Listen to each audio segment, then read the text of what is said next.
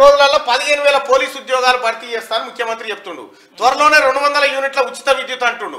మహిళలకు 500కి gas cylinder, school uniforms కుట్టే chance మహిళా సంఘాలకు ఇస్తారట. కాంగ్రెస్ ప్రభుత్వాన్ని పడగొట్టే దమ్ము ఎవరికి లేదు. ఖాందాన్ మొత్తం వచ్చినా ఏం చేయలేరు. తెలంగాణకు మళ్ళీ జన్మలోనూ కేసీఆర్ సీఎం కాలేడు.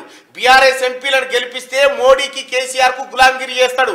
ఇంద్రవెల్లి బహిరంగ సభలో సీఎం రేవంత్ రెడ్డి అంటూ ఒక వార్తను చూస్తా ఉన్నాం. ఇక్కడ 15 రోజులలో 15,000 పోలీసు ఉద్యోగాలు భర్తీ చేసి చూపెడతా అంటుండు. చేస్తాడే ఆ దమ్ము ధైర్యం ఉన్నది దొరకు. విన్నరా, వీళ్ళు ఉద్యోగాలు లేక అలమటించిపోయినరే చదువుకున్న వాళ్ళు. అటువంటి అన్ని భర్తీ చేసుకుంటూ వస్తూనే ఉంటాడు. తప్పదు కదా. మమ్మల్ని ఎన్ని శాపనార్థాలు పెట్టినా 15 రోజుల్లో 15,000 కానిస్టేబుల్ పోస్టులు భర్తీ చేసే బాధ్యత,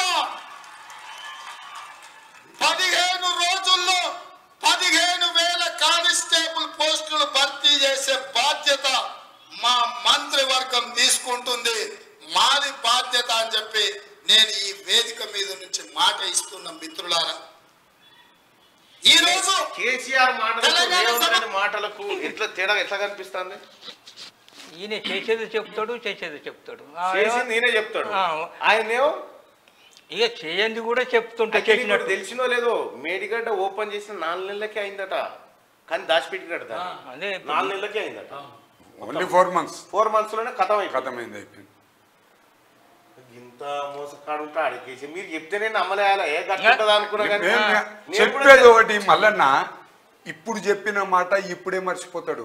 చేసేది ఒకటి.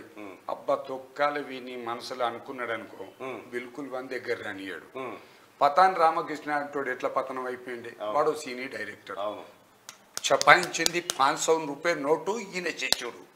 చలామణి చేసింది ఈయనే. దొంగ నోట్లు. అవును మరి అడగరాదు బాబును. దొంగ నోట్లు చేసిండా కేసీఆర్? దొంగ నోట్లు కాక పతాన్ రామకృష్ణ వెనుక సపోర్టు. అగో చాలా పెద్ద కథ మరి. సినిమా దానిలోకి ఏదో ఉన్నాడు కదా ఆయన. ఎక్కడనే రంగదాంపల్లె పతాన్ రామకృష్ణ గౌడ్ది. ఇవాళ ఇంకోటి చక్రధర్ గౌడ్ అంటోడు తేలిండాడా దండెమ్మగోడు. అయిపట్టుగానే ఓట్లు గన్ని దెబ్బతిన్నాయి హరీష్ రావుకు. అవు మరి ఆయన ప్రజా సేవకుడే చక్రధర్ గౌడ్. ఫస్ట్ క్లాస్ ఉన్నది. పిల్లగానికి ఏంది డోకా లేదు. ఒట్టిగా కేసు నిరికిచ్చారు. చూడరాక కళ్ళు మండి